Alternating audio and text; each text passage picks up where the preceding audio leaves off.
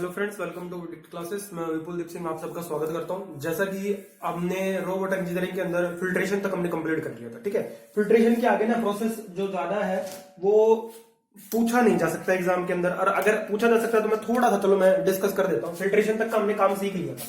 देखो नेक्स्ट ना क्या होता है, जो वाटर आपका फिल्टर से निकल कर आए है ना, उस वाटर को आप क्या करोगे, क्लोरिनेशन करते हैं इसका ना, क्लोरिनेशन करते हैं। मैं थोड़ा सा डिस्कस कर देता हूँ, थोड़ा सा टॉपिक भी अगर टाइम मिला तो मैं वीडियो भी बनाऊंगा उस पर, ठीक है। क्लोरिनेशन जो है ना आपका, इसके अंदर आप क्या करते हो, आप फ्यूचर कंटेमिनेशन से बचाने की कोशिश करते हो, है ना। जो आपका फ्यूचर कंटेमिनेट हो सकता है ना वाटर, उसको आप बचाने की कोशिश करते हो। कैसे, देखो दो तरीके की चीजें मैंने आपको बताया था बायोलॉजिकल पैरामीटर्स के अंदर, कि जो हमारा वाटर होता है ना, वाटर इसके अंदर अगर हमें ये पता लगानी है कि भैया पैथोजन जो है ना आपके डिजीज कोज करने वाले वो कितने हैं, तो उनके लिए टेस्ट किया जाता है, और वो टेस्ट होते हैं आपके कॉलीफॉर्म टेस्ट, ठीक है जी। कॉलीफॉर्म टेस्ट मैंने आपको बता दिए थे, ठीक है। कौन से थे आपके बायोलॉजिकल एक्टिविटीज में हम पढ़ चुके। सिर्फ हम क्या करते हैं, कॉलीफॉर्म को मेजर करते हैं, और कॉलीफॉर्म का होना ना होना बताता है पैथोजन के बारे में। और अगर ये प्रेजेंट है, और अगर ये हमारा जो सप्लाई सिस्टम है, सप्लाई सिस्टम के अंदर से क्या होंगे, ट्रैवल कर कर अगर कंज्यूमर तक चले जाएंगे, और अगर कंज्यूमर इसको क्या करेगा, ड्रिंक कर लेगा, तो क्या बीमारी फैलेगी, क्या बिल्कुल फैलेगी। इसी चीज से हम रोकना चाहते हैं, और वो रोकने के लिए हम क्या करते हैं, एक्सटर्नल एजेंट्स ऐड करते हैं पानी के अंदर। भैया एक्सटर्नल एजेंट ऐड किया जाता है, और वो एजेंट आप क्या ऐड करते हो, आपका क्लोरीन ऐड करते हो। अच्छा, क्लोरीन क्यों गई? तो सभी देखो, सारे के सारे जितने भी आपके पास अवेलेबल है ना, जितने भी एजेंट अवेलेबल है सारे ट्राई किए होंगे। टेस्ट करने वाले ने क्लोरीन चुना, इसके पीछे भी तो कारण होगा ना। इसके पीछे कारण ये था, सबसे ज्यादा फ्यूचर के अंदर पानी के अंदर जो टिकने की क्षमता है ना आपकी, टिकने की, भैया फ्यूचर की जो सस्टेनेबिलिटी है ना, फ्यूचर कंटेमिनेशन से बचाने की जो ताकत है, वो Cl2 के अंदर सबसे ज्यादा होती है, ठीक है। पहला कारण। दूसरा कारण देखो, Cl2 जो है ना आपका क्लोरीन, ये इकोनॉमिक पड़ता है, महंगा नहीं पड़ता ज्यादा। दूसरी बात देखो, यहां पर जब बैक्टीरिया को या माइक्रो ऑर्गेनिज्म को खत्म करना चाहते हैं, तो एक प्रोसेस होती है स्टरलाइजेशन, और दूसरी होती है आपकी डिस्टिलेशन। देखो मेरे को तो आता है, टाइम कम था इसलिए मैंने वीडियो बनाया नहीं। स्टरलाइजेशन का मतलब क्या होता है, सारे के सारे माइक्रो ऑर्गेनिज्म जो आपको डिजीज कोज कर रहे हैं चाहे नहीं कोज कर रहे हैं, अगर आपने सारे के सारे क्या कर दिए, खत्म कर दिए, डिस्ट्रॉय कर दिए, इट मीन दैट कि क्या यहाँ पर वाटर के अंदर ऐसे भी थे माइक्रो ऑर्गेनिज्म जो आपको नुकसान नहीं पहुंचा रहे थे, उन्हें भी आपने मार दिया। That process is known as sterilisation. और अगर आपने सिर्फ और सिर्फ क्या किया है, सॉरी ये मैंने डिस्टिलेशन लिख दिया, अगर आपने क्या किया, सिर्फ जो डिजीज कोज करने वाले आपके माइक्रो ऑर्गेनिज्म है उनको खत्म किया, तो ये प्रोसेस आपका कहलाता है डिसइंफेक्शन, ठीक है जी। समझ में आया, डिस्टिलेशन नहीं डिसइंफेक्शन होगा, मैंने पता नहीं क्यों लिख दिया डिस्टिलेशन, डिसइंफेक्शन होगा, ठीक है जी।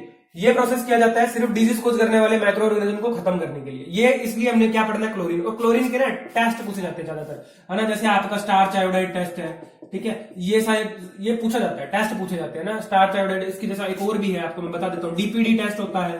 3 टेस्ट है इसके टोटल। टाइम कम था इसलिए मैं वीडियो बनाया नहीं, वरना ये ट्रीटमेंट तो बहुत अच्छे से मतलब मैं आपको कॉन्सेप्ट डिलीवर करता। चलिए अब हम स्टार्ट करते हैं, सीवेज की तरफ चलते हैं ना। मोस्ट अवेटेड टॉपिक है, सभी बच्चे पूछना शुरू कर दिए, सर सिलेबस पूरा होगा या कि नहीं होगा। देखो जितना बड़ा बड़ा टॉपिक है ना, जितना बड़ा है मेजर कंसर्न, देखो जो बड़ा बड़ा आपको दिख रहा है ना सिलेबस, वो मैं करवाऊंगा, है ना। जो छोटे छोटे बचे हुए पॉइंट्स है ना, वो अब उनका समय गया, उनको नहीं करवा सकते। और ये 2-4 दिन ही है, देखो लास्ट में 5-6 दिन आपको अपना रिवीजन करने के लिए भी चाहिए, तो ना मैं वो आपका टाइम नहीं खराब करना चाहता। जो आपको मिलेगा भी 3-4 दिन के अंदर मिल जाएगा।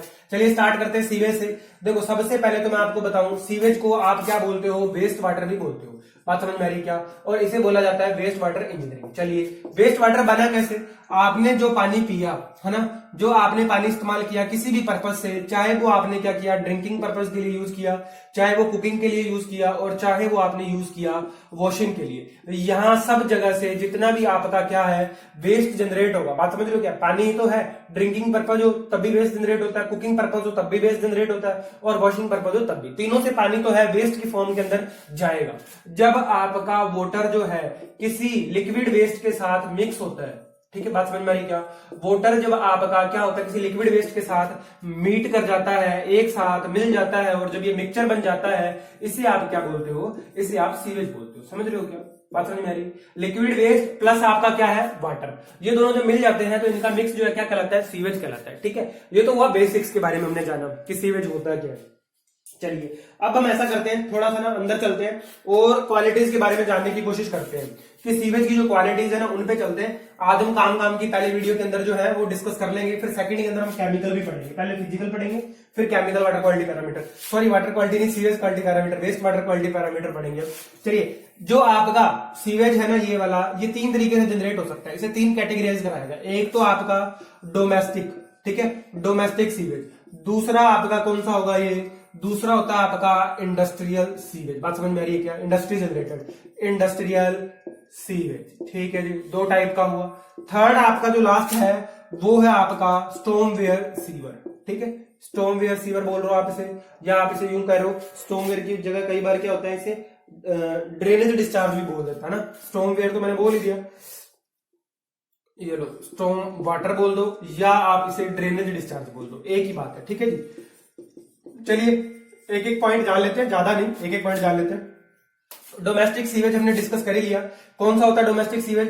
जो आपकी डोमेस्टिक एक्टिविटीज की वजह से, किसी भी तरीके से डोमेस्टिक एक्टिविटी आपने करी और वहां से जो वाटर वेस्ट जनरेट हुआ, दैट वो क्या होगा आपका डोमेस्टिक सीवेज होगा। इंडस्ट्रियल सीवेज के अंदर आप जान रहे हो, जो भी आपका क्या है इंडस्ट्री जनरेटेड है भैया, इंडस्ट्री जनरेटेड जो आपका वेस्ट वाटर है ना, वो क्या आएगा इंडस्ट्रियल सीवेज के अंदर आएगा। चलिए जी, नेक्स्ट आपका बात करते हैं स्टॉर्म वाटर या स्टॉर्म या ड्रेनेज डिस्चार्ज में कहूं क्या चीज होती है। देखो जब बारिश आती है, जब आपका रेन स्टॉर्म आता है, क्या बहुत सारा पानी जो होता है वो आपका बहता है, सड़कों के ऊपर बहता है, मैदानों के अंदर बहता है, हर जगह पे बहता है, ट्रैवल तो करेगा। और अगर आप सिविल इंजीनियरिंग वाले हो तो आपने पढ़ा होगा, क्या आपने बेस फ्लो भी पढ़ा है क्या? बिल्कुल इरिगेशन इंजीनियरिंग के अंदर पढ़ा है। चलो मैं ये ना समझाते हुए आपको सिंपली बता देता हूं। जब भी आपका रेन स्टॉर्म होता है ना, बारिश आती है, तो ये पानी बहकर क्या करता है, शहरों के अंदर जो आपकी सीवर लाइन होती है, जो सीवर लाइंस होती हैं, सीवर लाइंस के अंदर चला जाता है और वहां से ये कहां पहुंचता है, सीवर लाइन से ये आपका दूसरे वाले सीवेज के अंदर। ये सिस्टम होता है ना, कंबाइंड सिस्टम बोलूं मैं, सेपरेट सिस्टम। अगर हम बात करें सेपरेट सिस्टम की, तो वहां पर क्या होगा, जो आपका डोमेस्टिक सीवेज है या फिर मैं बोलूं कि जो आपका नॉर्मल जो सीवेज आपका जनरेट हो रहा है सिटी के अंदर से, वो अलग रहेगा, और जो स्टॉर्मवेयर सीवेज है वो क्या रहेगा, अलग रहेगा। जब ये अलग अलग रहते हैं तो इनको क्या बोल दिया जाता है ना, इनको अलग अलग वाला सिस्टम बोल देंगे। जब हमने कंबाइंड की बात करी, भाई सेपरेट हो गया, सेपरेट अलग अलग रखा तो सेपरेट सिस्टम हो गया। कंबाइंड की बात करें तो आपका ये रेन स्टॉर्म और आपका सीवेज जो है वो क्या जाएगा, एक साथ जाएगा ट्रीटमेंट प्लांट तक, तो इसे क्या बोला जाएगा, कंबाइंड सीवेज बोला जाएगा। ज्यादा कुछ माथाफोड़ी वाली चीज नहीं है सीवेज के अंदर, सिंपल है, कॉन्सेप्चुअल बेस है। सीवर लाइंस के अंदर से पानी कहां आपका, सॉरी वेस्ट जो है कहां पहुंचेगा, ये आपका एसटीपी पे पहुंचेगा। एसटीपी का मतलब होता है सीवेज ट्रीटमेंट प्लांट, ठीक है। ट्रीटमेंट प्लांट तक पहुंचा, वहां पर क्या हुआ, इसका ट्रीटमेंट होगा, ट्रीटमेंट के बाद क्या हो जाता है, डिस्पोजल हो जाता है। और डिस्पोजल के मेथड्स वो भी आपको आज से स्टार्ट हो जाएगा। सैनिटरी लैंडफिलिंग आज मैं आपको डिलीवर कर दूंगा। चलिए आगे बढ़ते हैं। ये तो बातें हुई कि इतने टाइप का होता है सीवेज, है ना, या डिस्चार्ज की बात कर दी मैंने कि ड्रेनेज डिस्चार्ज बोल दिया स्टॉर्मवेयर को। तो ये सब बातें आप बेसिक है जानकारी, यहां तक आप जानते हो। चलिए अब हम ना इसके क्वालिटी पैरामीटर डिस्कस करते हैं बिना व्यर्थ समय किए, जिसका आपको बहुत ज्यादा इंतजार। तो बहुत सारे बच्चे कह रहे सर सीओडी पढ़ा दो, बीओडी पढ़ा दो। बिल्कुल जब सीओडी बीओडी का ही नंबर आ रहा है, फिक्र मत करो, बस वहीं तक चल रहा है हमें, ठीक है। फिर हम ट्रीटमेंट करने चले जाएंगे। सबसे पहले अगर मैं बात करूं, जो आप फिजिकल वाटर क्वालिटी पैरामीटर जैसे आपने पढ़ा था, वैसे ही आपको यहां पर क्या करने हैं। ये मेरी फिजिकल की स्पेलिंग देखो, फिजिकल आपका क्या है, waste water, physical waste water quality, है ना, ये आपको पढ़नी पड़ेगी। और इसमें ज्यादा कुछ नहीं पढ़ना है, देखो ज्यादा कुछ नहीं पढ़ना। अगर मैं करूं कलर की बात, तो कलर आपको सीधा सा ध्यान रखना है कि आपका जो फ्रेश सीवेज होता है, फ्रेश सीवेज का मतलब जो अभी ड्रेन होके पहुंचा है सीधा सीवर लाइन के अंदर, फ्रेश सीवेज आपका किस कलर का होता है आपको पता है, ये आपका बिल्कुल लाइट ब्राउन कलर का होता है, लाइट ब्राउन, ठीक है, समझ रहे हो के बात। कई बार ये येलो भी दिखाई देता है, बिल्कुल येलो टिंट लिए हल्का हल्का येलो, ठीक है। और अगर मैं बात करूं धीरे धीरे जब इसका टाइम बढ़ जाता है, तो ये कैसा हो जाता है, सेप्टिक कंडीशन में चला जाता है। और जो आपका सेप्टिक सीवेज होता है, ये आपको पता है ये कैसा दिखाई देता है, डार्क ब्लैक कलर का दिखाई देता है। चलिए एक एक बात और जान लेते हैं इनके बारे में। जो आपका फ्रेश सीवेज है, अगर मैं इसकी पीएच चेक करूं, देखो पीएच की बात करी मैंने, यहां पर एक सीधा पैरामीटर जो हमारा डिस्कस हो जाएगा। अगर पीएच की बात करूं मैं फ्रेश सीवेज की, तो ये आपको किस रेंज के अंदर मिलता है, ये अल्कालाइन रेंज के अंदर मिलता है। मतलब आप समझिए कि 7 से ऊपर ही होगी इसकी पीएच। चलिए जी, अगर मैं बात करूं आपकी सेप्टिक सीवेज की, तो आपका जो सेप्टिक सीवेज है, due to the action of, जैसे जैसे टाइम बीतता चला जाता है, ऑर्गेनिक मैटर का क्या होता है, डीकंपोजिशन होगा, यहाँ पर डीकंपोजिशन होगा। और जिन ऑर्गेनिक मैटर का डीकंपोजिशन होता है उन्हें हम क्या बोलते हैं, बायोडिग्रेडेबल बोलते हैं। क्या, बिल्कुल जिस वर्ड से आप बहुत ही अच्छे से इंट्रोड्यूस हो चुके हो, बायोडिग्रेडेबल ऑर्गेनिक मैटर अगर मैं कहूं, तो क्या आपके ये वही ऑर्गेनिक मैटर है जिनका डीकंपोजिशन पॉसिबल है। और जिनका डीकंपोजिशन पॉसिबल है, क्या उनके अंदर सोर्स ऑफ एनर्जी कार्बन है। बिल्कुल, जब सोर्स ऑफ एनर्जी कार्बन होगा तो माइक्रो ऑर्गेनिज्म उसे क्या करेंगे, डिकम्पोज करेंगे, 100% करेंगे। क्यों? क्योंकि उनके लिए सोर्स ऑफ एनर्जी कौन है, कार्बन है। भैया बैक्टीरिया को जिंदा रहने के लिए क्या चाहिए था, हवा और पानी, दोनों मिल रहे हैं उसको सीवेज के अंदर। तीसरा क्या, एनर्जी, एनर्जी तो फ्री में बढ़ रही है। तो भैया यहाँ पर क्या होता है, बायोडिग्रेडेशन होता है, बायोडिग्रेडेबल होता है, ठीक है। और ये हुआ कैसे, देखो केमिकल और बायोलॉजिकल दोनों आपके जो पैरामीटर है ना ये चेंज होते हैं, समझ रहे हो क्या। वेस्ट वाटर के आपके केमिकल और बायोलॉजिकल पैरामीटर जो है चेंज होते हैं। और मैं बात करूं अगर केमिकल रिएक्शंस की, तो यहां पर बहुत सारी केमिकल रिएक्शंस भी होते हैं। कई बार ये ऑक्सीजन के प्रेजेंट में होता है तो उसे एरोबिक बोल दिया जाता है। कई बार ये चीजें जो है आपकी क्या होंगी, एब्सेंस में होगी तो उन्हें एनाएरोबिक बोल दिया जाएगा, ठीक है, एनाएरोबिक भी बोल दिया जाता है। तो ये आपको स्टडी में पहले भी करवा चुका हूं, वाटर क्वालिटी पैरामीटर में भी मैंने बताया था, ऑक्सीजन की प्रेजेंस में और ऑक्सीजन की एब्सेंस में। चलिए मैंने रिलेट कर दिया।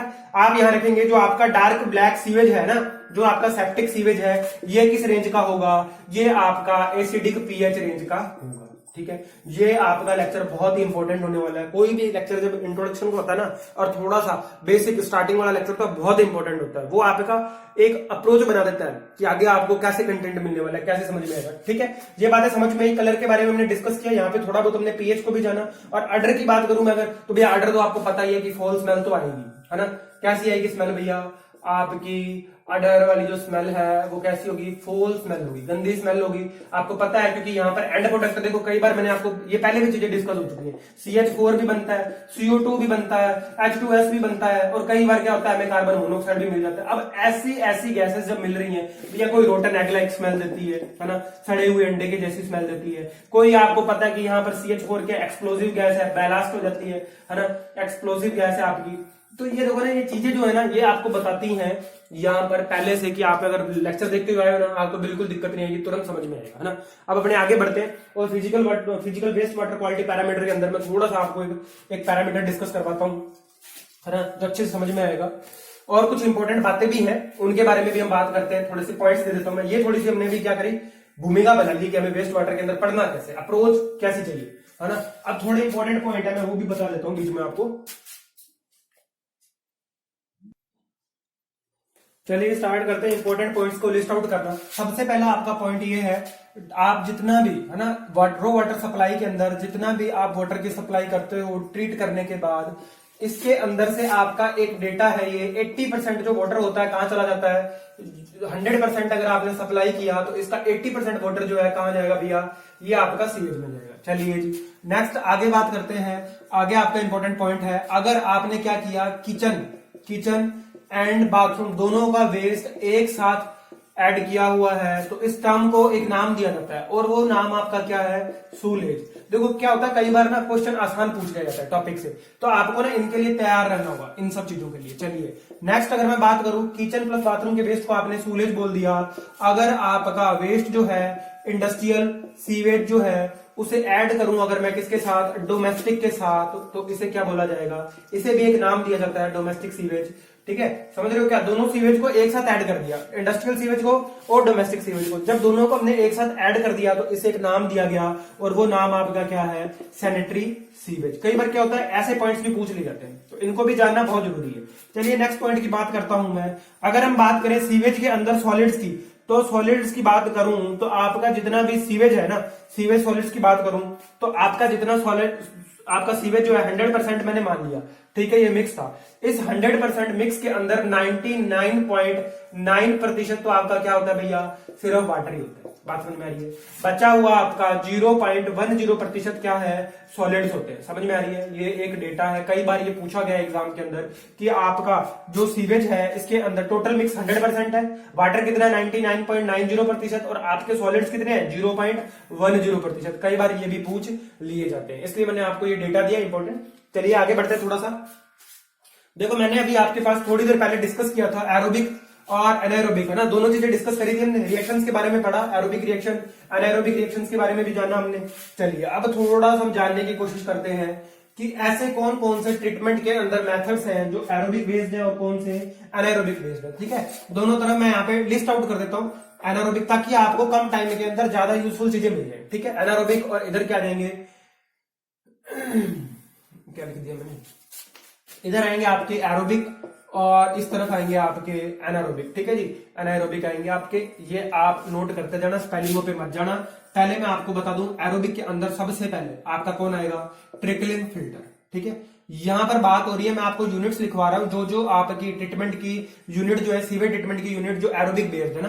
सबसे पहली आपकी ट्रिकलिंग फिल्टर, सेकंड है आपकी आरबीसी, इसे बोला जाता है रोटेटिंग बायोलॉजिकल कॉन्ट्रैक्टर। कोई कुछ और मत बोल देना भैया, रोटेटिंग बायोलॉजिकल कॉन्ट्रैक्टर, बात समझ में आ रही है, बायोलॉजिकल कॉन्ट्रैक्टर, ठीक है। थर्ड आपका जो है यहां पर वो आपका आएगा एक्टिवेटेड स्लज प्रोसेस, ठीक है। याद रखना इनको, डायरेक्ट ऑब्जेक्टिव आ जाता है, सस्पेंडेड ग्रोथ कल्चर और इसके अंदर अटैच्ड कल्चर भी होता है, वो हम आगे चल के पढ़ेंगे ट्रीटमेंट की जब बात करेंगे ना। एक्टिवेटेड आपका ये होगा एक्टिवेटेड स्लज प्रोसेस, ठीक है। ये तीन प्रोसेस जो है आपके, ये किस नेचर के हैं, एरोबिक के, trickling filter, rotating biological contractors और आपका एक्टिवेटेड स्लज प्रोसेस, ठीक है। तीन आप इनके एग्जांपल दे रहा हूं आपको, तीन ही मैं आपको उधर के एग्जांपल दूंगा जो आपको याद रखने हैं, ठीक है, एरोबिक एनारोबिक एक्शन के। चलिए एनारोबिक एक्शन के मैं आपको देता हूं, जिसमें आएंगे आपके, सबसे पहले आपका आएगा सेप्टिक टैंक, ठीक है। मोस्ट प्रॉपरली सबको नॉन है, सबको अच्छे से पता है सेप्टिक टैंक के बारे में, ये आपका एनारोबिक एक्शन है। सेकंड आपका इमहॉफ टैंक, चलिए जी दो हो गए। थर्ड अगर मैं बात करूं तो यहां पर आपका क्या आएगा, थर्ड है आपका यूनिट जिसका नाम है एनारोबिक लैगून्स, ठीक है जी, एनारोबिक लैगून्स। ये वो यूनिट्स हैं जिनके अंदर ना बहुत दिन तक का जो आपका वेस्ट वाटर है वो यहाँ पर सेटल होता रहता है और उसका डिकम्पोजिशन अपने आप चलता चला जाता है। चलिए जिसकी फोर्थ यूनिट भी है वो मैं आपको बता देता हूं, वो है आपका यूएएसबीआर, है ना, यूएएसबीआर, ये पूरी यूनिट है ना। इसका नाम क्या होता है, इसे बोलते हैं आपका एनारोबिक स्लज ब्लैंकेट रिएक्टर, ये मैं लिख देता हूं, एनारोबिक स्लज ब्लैंकेट रिएक्टर, बात समझ में आ रही है, ठीक है। इस यूनिट का नाम क्या है आपका, ये है एनारोबिक आपका स्लज ब्लैंकेट और रिएक्टर। इसके अंदर जो आपका वेस्ट है ना, वेस्ट, इसका फ्लो एक तरीके से फ्लो के ऊपर बेस्ड है ये, ना, इसके अंदर फ्लो जो है अपवर्ड हो रहा है या डाउनवर्ड हो रहा है। यहां पर जो ये आपका यू है ना, ये रिप्रेजेंट कर रहा है वेस्ट के फ्लो को, बात समझ में आ रही है। और इसके अंदर जो वेस्ट का आपका फ्लो हो रहा है वो किस डायरेक्शन में होता है, अप फ्लो होता है, इसलिए आपने इस यूनिट को क्या नाम दे दिया, up flow anaerobic sludge blanket reactor, ठीक है जी। 4 यूनिट आपको एनारोबिक की दे दी मैंने और एरोबिक के अंदर 3 यूनिट दी। ऐसा नहीं है, और भी है। अब आप कहोगे सर ग्रिड चैम्बर लो, ये भी एरोबिक है, अरे ऐसे बहुत सारी चीजें हैं, मैं ये नहीं कह रहा, लेकिन आपको मेन ये जो है मैंने आपको एक बता दिया कि ये 4 आप याद रखो, इधर एनारोबिक के अंदर एग्जांपल और एरोबिक के अंदर ये 3 एग्जांपल याद रखो, ठीक है जी। चलिए आगे बढ़ते हैं। देखो यहां पर ना कुछ साइकिल वगैरह है, जैसे नाइट्रोजन साइकिल है आपका, थोड़ा काम आता है उनका, कार्बन साइकिल भी है, जब बीओडी बताऊंगा मैं तब उनकी जरूरत पड़ेगी, कार्बन साइकिल की, नाइट्रोजन साइकिल की। इसलिए मैं आपको बता दूं, इन्वायरमेंटल स्टडीज के अंदर हम नाइट्रोजन साइकिल डिस्कस कर चुके हैं, मैंने आपको पूरा डिस्कस करवाया था, कैसे एक माइक्रो ऑर्गेनिज्म जो है उसके तक, मतलब जो आपका डिकम्पोजर जो होता है वहां तक सारी चीज कैसे वापस लौट कर आती है। तो इसलिए अगर आपको पढ़ना है, नाइट्रोजन साइकिल के बारे में जानना है, तो आप जो मेरे एनर्जी वाले लेक्चर है ना, इन्वायरमेंटल स्टडीज के एनर्जी वाला है, उसके अंदर जाना, unidirectional flow of energy है, उससे पहले वाला लेक्चर जो है उसमें जाके देखना, आपको डिकम्पोजर के ऊपर पूरी बातचीत मिल जाएगी। और ये काम सेम ही है सीवेज के साथ जो डिस्पोजल में हो रहा है। चलिए आगे बढ़ते हैं फिजिकल क्वालिटी के अंदर, और सेकंड में आप यहाँ पे डिस्कस करने वाला हूं, ये है आपका सेटलेबल सॉलिड्स, ठीक है जी, सेटलेबल सॉलिड। सेटलेबल सॉलिड्स किनको बोला जाएगा, अगर मैं आपको ये कहूं कि मैंने आपको क्या किया, ये दे दिया जी आपको, मैंने एक गिलास दे दिया, ठीक है, एक गिलास जैसा स्ट्रक्चर बना के दे दिया मैंने, ये लो जी, और मैंने आपसे बोला कि आप इसके अंदर क्या करो, सीवेज को फिल कर दो, ठीक है। आपने कहा ठीक है सर, हम सीवेज सैंपल लेके आते हैं और हम क्या करेंगे, इसके अंदर आपका फिल कर देंगे, ठीक है जी। आपने इसके अंदर फिल कर दिया, ये लो भर दिया जी इसको। अब कितनी देर के लिए इस सैंपल को आप पड़ा रहने दोगे, इंपॉर्टेंट, बहुत ही ज्यादा इंपॉर्टेंट टाइम है यहाँ पर, और वो आपका टाइम है 120 मिनट्स। मैंने आपको बोला आप सीवेज का सैंपल लेके आओ और इस बर्तन के अंदर डाल दो, कितनी देर के लिए, 120 मिनट के लिए। जब आपने ऐसा किया, आपने कहा सर ऐसा क्यों करवा रहे हो हमसे कि हम सीवेज सैंपल लेके आए और 120 मिनट तक हमने इसके अंदर पड़ा रहने दिया, क्यों? जब 120 मिनट तक आपका सैंपल इसके अंदर पड़ा रहेगा तो यहाँ पर बॉटम के अंदर, इस कॉन के अंदर क्या होंगे, सॉलिड जो होंगे वो सेटल होने की कोशिश करेंगे। भैया सॉलिड्स जो है वो क्या होंगे, यहाँ पर सेटल होंगे बॉटल में, बॉटम के अंदर, और कुछ सॉलिड्स जो ऐसे भी होंगे जो यहाँ पर ऊपर से सेटल हो रहे होंगे अभी भी। बात समझ में आ रही क्या? मैंने आपको बोला जब आप क्या करोगे, एक सीवेज सैंपल लेके आओगे और उसे 120 मिनट तक किसी एक कोन के अंदर पड़ा रहने देते हो, तो जो सॉलिड्स आपके सेटल करते हैं, जो सॉलिड्स आपके इस कोन के बॉटम के अंदर सेटल करते हैं, उन्हें क्या बोला जाता है? उन्हें आपका सेटलेबल सॉलिड्स बोला जाता है। ठीक है जी। अब आप कहोगे सर इस इंस्ट्रूमेंट का क्या नाम है भैया, इस कोन का क्या नाम है? तो इसे बोला जाता है इमहॉफ कोन। ठीक है जी, इंपॉर्टेंट पैरामीटर है, याद रखेंगे, समय नहीं भूलेंगे बिल्कुल भी। 120 मिनट का समय है और यहाँ पर जो सॉलिड सेट हो रहे हैं उन्हें क्या बोला जाएगा? सेटलेबल सॉलिड बोला जाएगा। ठीक है, मेरी स्पेलिंग फिर से मेरे को लगता है स्पेलिंग्स के अंदर मैं थोड़ी गड़बड़ कर रहा हूँ। सेटलेबल सॉलिड्स। ठीक है जी, सेटलेबल सॉलिड्स। सीवेज सैंपल है, 2 घंटे तक सेटल हुआ, जो भी सॉलिड सेटल हुए उन्हें क्या बोल दिया? सेटलेबल सॉलिड। 120 मिनट का टाइम, इमहॉफ कोन इस इंस्ट्रूमेंट का नाम है। ठीक है, ये इतनी बात जानकारी आपको इसके बारे में ध्यान रखनी है।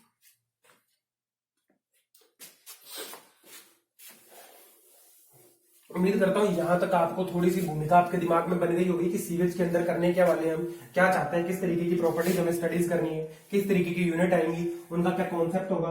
ठीक है, आगे बढ़ते हैं और आगे चलते हैं chemical water quality, sorry water नहीं, वेस्ट वाटर पैरामीटर की तरफ। ठीक है जी, केमिकल में चलिए आगे बढ़ते हैं, स्टार्ट करते हैं chemical waste water quality parameter. ठीक है जी, फिजिकल के अंदर मैंने आपको क्या दिया? सेटलेबल सॉलिड दिया। ठीक है जी, और दूसरा मैंने आपको कलर के बारे में डिस्कस किया और थोड़ा बहुत हमने पीएच के बारे में जाना। वैसे पीएच आपका केमिकल में आता है, पर हमने थोड़ी सी बातचीत कर ली यहाँ पे। ठीक है, नेचर के लिए अडर वगैरह आपको पता है, फॉल स्मेल आती है, और इससे ज्यादा ना कलर, अडर और आपका सेटलेबल सॉलिड, इनसे ज्यादा क्या होता है आपका फिजिकल जो है ना वेस्ट वाटर क्वालिटी पैरामीटर, ये नहीं पूछा जाता। ठीक है, यहां पर ज्यादा इंपॉर्टेंट कौन सा हो जाता है? केमिकल हो जाता है। केमिकल आपका वाटर में भी इंपॉर्टेंट है और सीवेज में भी एज इट इज सेम ही इंपॉर्टेंट है। चलिए हम पढ़ते हैं बिना समय वेस्ट किए chemical waste water quality parameter. ठीक है, क्वालिटी पैरामीटर। इसके अंदर भी हम सबसे पहले स्टार्ट करेंगे डिजोल्व्ड ऑक्सीजन की। डिजोल्व्ड ऑक्सीजन जो है आपका, हमने वाटर के अंदर ज्यादा खुलकर बात नहीं करी थी क्योंकि मुझे यहां डिस्कस करना था। ठीक है, डिजोल्व्ड ऑक्सीजन यहां ज्यादा इसकी इंपॉर्टेंट है। चलिए, डिजोल्व्ड ऑक्सीजन क्या होता है? सबसे पहले तो मैं आपको ये बता दूं, मैंने आपको कोई सैंपल दिया और ये सैंपल आपका किसका है? वाटर का है। वाटर से बाद में सीवेज बने ना, पहले तो भैया वाटर ही है आपका। ये जो वाटर है, मैंने आपको बोला किसी एक पर्टिकुलर टेम्परेचर, देखो मैं क्या क्या लिख रहा हूं, ये बहुत इंपॉर्टेंट है। किसी एक पर्टिकुलर टेम्परेचर पर मैंने आपको बोला कि आपके इस वाटर सैंपल के अंदर जितना भी अमाउंट ऑक्सीजन का प्रेजेंट है, उस अमाउंट को आप क्या बोलोगे? Dissolved oxygen. बात समझ में? बहुत सिंपल सी डेफिनेशन है कि एक पर्टिकुलर टेम्परेचर पर आपके सैंपल के अंदर जितना भी अमाउंट डिजोल्व्ड ऑक्सीजन का प्रेजेंट है, ठीक है, उसे क्या बोलते हो आप? वो क्या बोला जाएगा? डिजोल्व्ड ऑक्सीजन बोलेगा। ठीक है, amount of O present in a water sample at a particular temperature, और ये आपकी जो ओ है ये क्या है? डिजोल्व्ड ऑक्सीजन बोला जाता है। चलिए, अब ये तो हमें पता चल गया कि किसी एक टेम्परेचर पर अगर हम वाटर के अंदर ऑक्सीजन को रिप्रेजेंट कर रहे हैं तो वो आपकी क्या है? डिजोल्व्ड ऑक्सीजन हो गई। लेकिन इस डिजोल्व्ड ऑक्सीजन का एक कारण पता है क्या है? जब आप सीवेज के अंदर डिजोल्व्ड ऑक्सीजन की स्टडी करते हो और सीवेज का क्या हो रहा हो? डीकंपोजिशन हो रहा हो, उस कंडीशन के अंदर क्या होता है? मैंने आपको बताया कि डीकंपोजिशन जब हो रहा होता है आपका, ये आपके जो सीवेज होता है इसका कलर लगातार चेंज होता रहता है ना। कलर के बारे में बात कर चुके कि ये ब्राउन से कैसा हो जाता है? ब्लैक के अंदर, डार्क ब्लैक के अंदर कन्वर्ट हो जाता है। जब ये ऐसे डार्क कलर के अंदर जा रहा होता है, डिकम्पोजिशन चल रहा होता है, या मैं यूं कहूं कि डिस्पोजल का टाइम भी होता है, उस कंडीशन भी क्या आपकी डिजोल्व्ड ऑक्सीजन जो है इसका अमाउंट बिल्कुल लो होगा? बिल्कुल जी, बिल्कुल यही मैं आपको समझाना चाह रहा हूं कि जब डिकम्पोजिशन सीवेज का चल रहा होता है उस करंट सिचुएशन के अंदर डिजोल्व्ड ऑक्सीजन का अमाउंट बहुत कम होता है। जब डिस्पोजल कर रहे होते हैं तब होता है, तब कोई दिक्कत नहीं, तब इसके पास ऑक्सीजन होती है ना। और डिस्पोजल अगर हम कर रहे हैं, सैनिटरी लैंड फिलिंग कर रहे हैं या कुछ और कर रहे हैं, पायरोसिस कर रहे हैं, इंसिनरेशन कर रहे हैं, कुछ भी कर रहे हैं, वहां पर अलग अलग तरीके की प्रोसेस है। कई बार क्या होता है कि आप एयर की प्रेजेंस में या O2 की प्रेजेंस में क्या करते हो? सॉलिड्स को बर्न कर देते हो डायरेक्टली। कई बार आप उन्हें डिस्पोज करते हो, है ना, पिट बनाकर करते हो। ठीक है, ये सारी बातें हम उसके उधर करेंगे आपके MSW में। मैंने आपको बोला सीवेज के अंदर जब डिकम्पोजिशन चल रहा होता है तो आपका ऑक्सीजन का अमाउंट क्या होता है? बिल्कुल कम होता है। तो क्या एक अमाउंट ऐसा भी होगा क्या जहां पर जितनी भी एक्वेटिक लाइफ है, आपकी एक्वेटिक लाइफ, जो एक्वेटिक लाइफ बोलने का मतलब क्या, फिशेस, क्योंकि देखो जितना भी आपने सीवेज ट्रीट किया इसका जो एफ्लुएंट होगा उसे आप क्या करोगे, उसे आप कहीं ना कहीं पे डिस्चार्ज करोगे। और ये जो आप एफ्लुएंट का डिस्चार्ज करोगे, क्या ये आप रिवर के अंदर कर देते हो क्या? कई बार क्या जी, बिल्कुल हमेशा ही किया जाता है। और करंट के अंदर मुद्दा भी चल रहा है, आपको पता है ना, गंगा के अंदर, अहमदाबाद नहीं, इलाहाबाद के अंदर, इलाहाबाद सिटी के अंदर गंगा नदी के अंदर बहुत सारे जो आपके क्या है, नाले वगैरह है, जो स्टॉर्मवेयर है, आपके जितने भी ये सीवेज के एफ्लुएंट है, ये क्या किए जा रहे हैं, ऐड किए जा रहे हैं विदाउट ट्रीट किए। तो आप सोचो वहां पर क्या हालत होगी। जितनी भी आपकी एक्वेटिक लाइफ है, फिशेस वगैरह, इनका सर्वाइव क्या हो जाता है, बहुत मुश्किल हो जाता है, ये मरने लग जाती है। और एक मिनिमम अमाउंट जो है आपका 4 ppm का रिक्वायर्ड होता है किसी भी वाटर सैंपल के अंदर, अगर आप एक्वेटिक लाइफ को जिंदा रखना चाहते हो। That minimum amount of oxygen is known as आपका क्या, मिनिमम डिजॉल्व्ड ऑक्सीजन अमाउंट, किसके लिए, एक्वेटिक लाइफ के सर्वाइवल के लिए। और उसे क्या बोल दिया हमने, कितना है ये, 4 ppm। बात समझ में आ रही है? 4 ppm का वो अमाउंट है आपका डिजॉल्व्ड ऑक्सीजन का, जहां पर एक्वेटिक लाइफ जो है सर्वाइव कर रही है। अगर इससे नीचे डीओ चला जाएगा तो एक्वेटिक लाइफ क्या हो जाएगी, धीरे धीरे खत्म होना शुरू हो जाएगी। चलिए ये बात भी समझ में आई कि डिजॉल्व्ड ऑक्सीजन का अमाउंट कितना होना चाहिए सीवेज के अंदर, ये बात भी हमने जान ली मिनिमम। ये बात भी जान लिया कि पर्टिकुलर टेम्परेचर पे डिजॉल्व्ड ऑक्सीजन के अमाउंट को क्या बोला जाता है, सॉरी ऑक्सीजन के अमाउंट को क्या बोला जाता है, डिजॉल्व्ड ऑक्सीजन में बोल दिया जाता है पर्टिकुलर टेम्परेचर पे। अब बात आती है इसकी टेस्टिंग की, ये बड़ी इंपॉर्टेंट है ना। टेस्टिंग आपको किसी ने बताई नहीं होगी, नाम लिख के छोड़ दिया होगा, टेस्टिंग मैं बताऊंगा। देखो टेस्टिंग जो है ना आपकी डीओ की, ये की जाती है रिंकलर मेथड से की जाती है ना, ठीक है, रिंकलर मेथड से की जाती है। और रिंकलर मेथड जो है, रिंकलर मेथड किसी ने डिटेल में डिस्कस नहीं किया होगा। सीवेज पढ़ा तो बहुत लोग रहे हैं, देखो है ना, बात ये है, लेकिन सीवेज के अंदर आपको कंटेंट जो डिस्कस करने वाला है वो डिस्कस नहीं किया जा रहा। पेपर लेवल का है, डेप्थ में जाके पढ़ना पड़ेगा। मैं आपको यहाँ पर टेस्टिंग बता रहा हूँ इसकी किस तरीके से करी जाएगी। देखो होता क्या है, ये जो आपका ब्रिंकलर टेस्ट है, इससे हम मेजर क्या करते हैं, सबसे पहले तो ये याद रखो, लक्ष्य क्या है, डिजॉल्व्ड ऑक्सीजन का अमाउंट फाइंड आउट करना, ये हमारा उद्देश्य है, ठीक है जी। डिजॉल्व्ड ऑक्सीजन का अमाउंट हम कैलकुलेट करना चाहते हैं इस मेथड से। ब्रिंकलर मेथड क्या कहता है, ये कुछ भी नहीं है, सिर्फ एक टाइट्रेशन है। और उस टाइट्रेशन की इक्वेशंस मैं आपके सामने लिखता हूं और आपको बिल्कुल समझ में आएंगी बहुत अच्छे से। सबसे पहले आप क्या करोगे, सैंपल लोगे, जो भी आपके पास सैंपल है, और इस सैंपल के अंदर आप मिक्स करोगे किसे, MN आपका SO4 मैग्नीज सल्फेट, ठीक है जी। मैग्नीज सल्फेट को ऐड करेंगे, प्लस आप क्या करेंगे, आपका सोडियम हाइड्रोक्साइड विद ऐड करेंगे पोटेशियम आयोडाइड के साथ, ठीक है जी। ये बात समझ में आई, क्या क्या है यहाँ पर देखो।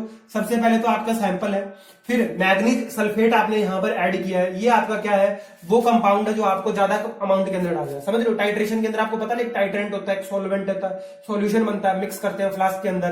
तो ये जो आपका MnSO4 है, ये आपका यहाँ पर ज्यादा क्वांटिटी में है, और NOH और Ka आपका क्या है, कम। चलिए जी, अब बात करते हैं जब आपकी यहाँ पर डीओ प्रेजेंट नहीं है, नो डीओ, मैंने क्या बोला, नो डीओ, जिस कंडीशन में नो डीओ है, देखो MN को आप जानते हो, मैग्नीज से आप पहले भी परिचित हो, एरिएशन के अंदर मैंने डिस्कस किया था, ये एक इंप्यूरिटी थी, बात समझ में आ रही है क्या। Fe और Mn जो कलर थे, कलर देते थे, पता है ना आपको, कलर दिया करते थे, Mn कलर दिया करता था, वहां पे भी दोनों कलर बताए मैंने, Fe का भी और Mn का। आप एरिएशन वाला वीडियो आप लोगों ने देखा ही नहीं है ना, लेकिन यहां आपको देखना पड़ेगा। देखो Mn जो है, जब ये आपका क्या होता है, ऑक्सीडाइज होता है, तो ये चला जाएगा MnO2 की फॉर्म में, और ये बना देगा आपकी क्या, प्रेसिपिटेट, पीपीटी बना देगा, प्रेसिपिटेट बना देगा, ठीक है।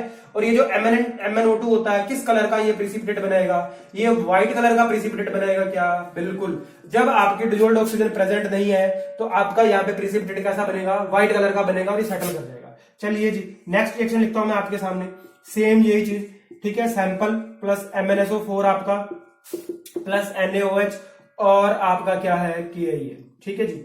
बात समझ में आ रही है क्या। और इस बार क्या है, यहां पर डीओ प्रेजेंट है, मैंने क्या बोला, इस बार जो आप सैंपल लेके आए थे उसके अंदर डीओ थी, डिजॉल्व्ड ऑक्सीजन थी, तो देखो क्या बनेगा, इस बार भी प्रोडक्ट सेम ही होगा, MnO2 ही बनेगा, लेकिन इस बार ये प्रेसिपिटेट जो होगा किस कलर का सेटल करेगा, ये आपका रेड कलर का सेटल करेगा। बात समझ में आ रही है।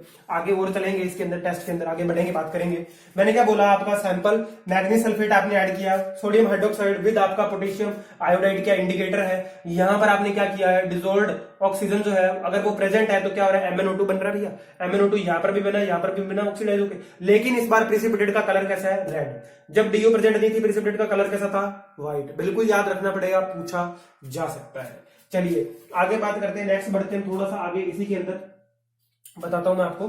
इसी टेस्ट के अंदर एक थर्ड केमिकल रिएक्शन और है जो बहुत ही जरूरी है जानना, क्योंकि अब चीजें जो है ना और खतरनाक आएंगी इसी मेथड के अंदर।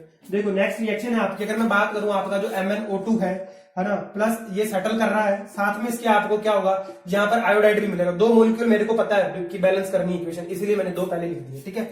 आपका ये जो है ना आई, इसके दो मॉलिक्यूल मैंने यहाँ पे लिए, प्लस आपका यहाँ पर ऑक्सीजन घूम रहा है क्योंकि डिजोल्व्ड ऑक्सीजन प्रेजेंट है। चलिए यहाँ पर क्या होगा, I2 बन जाएगा अलग से, और ये किस कंडीशन में है, ये आपका ऑक्सीडाइज सिचुएशन के अंदर है, ऑक्सीडाइज सिचुएशन के अंदर। ये तो पता ना आपको, नोबल गैसेस, नोबल गैसेस कभी भी अकेली लिखी जाती है क्या, है ना, Cl2 पता है ना, I2, मेरे को लगता है आपको जानते ही हो, ठीक है। ज्यादातर ऐसे ही लिखी जाती है, नोबल गैसेज होती हैं। आप मतलब लास्ट वाला जो आपका पीरियोडिक टेबल में भारतम कोश होता है, उधर की तरफ वाला ना, आवर्त बोलते हैं शायद उसे, हिंदी में मुझे नहीं पता भैया। चलिए तो यहीं पर आते हैं, वापस मुद्दे पे, टॉपिक पे आते हैं। आपका ये जो I2 है, ये फर्दर क्या करेगा, एक नेगेटिव आई के साथ रिएक्ट कर लेगा। इसे आपको याद रखना नहीं है, मत रखो याद, कोई दिक्कत नहीं है। लेकिन जो आपका ये I3 है, ये किस कलर का कॉम्प्लेक्स होता है, ये ब्लू कलर का कॉम्प्लेक्स होता है। अब इस ब्लू कलर के कॉम्प्लेक्स को आप डिकलराइज करने के लिए, इसका कलर जितना, इसके इस कलर को हटाने के लिए जितना अमाउंट आपको टाइट्रेंट का जरूरी है, जो आगे ऐड किया जा रहा है, सोडियम थायोसल्फेट है ना, Na2S2O3, ये जितना ऐड किया जाएगा जितने अमाउंट के अंदर, उतनी ही आपकी क्या है, डिजोल्व्ड ऑक्सीजन है इस पूरे के पूरे सैंपल के अंदर, जो आपकी ब्लू कलर को क्या कर रही है, डिकलराइज कर रही है, ठीक है। ये मैंने आगे की बात थोड़ी सी डिस्कस कर दी। चलो इसी के अंदर बात करते हैं। आपने इसे टाइट्रेट करवाया, टाइट्रेट विद, ठीक है, किससे करवाया, स्टैंडर्ड Na2S2O3, ठीक है, थायोसल्फेट के साथ। और यहां पर जो आपका वॉल्यूम बना, वॉल्यूम ऑफ 0.01 नॉर्मेलिटी का, ठीक है, Na2S2O3 टू डीकलराइज। देखो आगे ना वही बात आगे देखो, मैंने आपको क्या बोला, किसी भी टाइट्रेशन के अंदर आप करते हो, आपका उद्देश्य क्या होता है, कलर हटाना, कलर ही तो चेंज करना। जब कलर हो जाता है, उसी से हमें क्या पता चलता है कि भैया कलर चेंज हो गया, इसका मतलब जो कंटेंट आप निकालना चाहते हो या तो वो मिल चुका है, या उससे पहले इंटरमीडिएट प्रोडक्ट्स हमें मिल चुके हैं। मैंने क्या बोला, आपने टाइट्रेट किया इसे स्टैंडर्ड Na2S2O3 सोल्यूशन के साथ, और आपका volume of 0.01 normality thiosulphate to decolourise the solution, जितना रिक्वायर्ड होता है, इसी क्वांटिटी को आप, जितनी क्वांटिटी में रिक्वायर्ड होता है, उतना ही अमाउंट आपका क्या है, सैंपल के अंदर डिसॉल्व्ड ऑक्सीजन का है। भैया बहुत ही मुश्किल कॉन्सेप्ट सिंपल शब्दों के अंदर मैंने आपको डिलीवर कर दिया है, और इससे ज्यादा ये आपका मुश्किल है भी नहीं। जितना आसानी से मैंने आपको बताया, इतना ही ये आसान है। बस वो हुआ था बना हुआ कि व्रिंकलर मेथड जो है कोई पढ़ाता ही नहीं, छोड़ देते हैं, लेकिन पढ़ना है। देखो कैसे पढ़ना है, याद रखो, सैंपल MnSO4 NaOH KI, इनको ऐड किया, आपको पता है अगर डिसॉल्व्ड ऑक्सीजन प्रेजेंट नहीं है, व्हाइट कलर का प्रेसिपिटेट, अगर प्रेजेंट है तो रेड कलर का प्रेसिपिटेट। अब देखो यहाँ पर क्या हुआ, आगे हमने उसी इक्वेशन को तोड़ा, MnO2 को तोड़ा हमने, क्योंकि इसके अंदर आयोडाइड ऐड किया हुआ है, तो ये ऑक्सीडाइज होकर क्या बन गया, अकेला I2। अब ये कॉम्प्लेक्स बन जाता है कैसा, ब्लू कलर का I3। इसको टाइट्रेट करवाते हैं स्टैंडर्ड Na2S2O3 सॉल्यूशन के साथ, जो आपका किस नॉर्मेलिटी का रहता है, 0.01 नॉर्मेलिटी का। और जितना वॉल्यूम इस सॉल्यूशन का, ब्लू कलर को आपका डीकलराइज करने के लिए जितना वॉल्यूम सॉल्यूशन का चाहिए, उसे ही हमने क्या बोल दिया, that amount will be known as dissolved oxygen amount. ये आपका यहाँ पर रिंकलर मेथड जो आपका खत्म होता है। इसके आगे का जो आपका टॉपिक है COD BOD वगैरह, वो आपको नेक्स्ट वीडियो के अंदर मिलेंगे। ठीक है जी, मैं अपने शब्दों को यहीं रोकता हूं एक बार, तब तक के लिए धन्यवाद।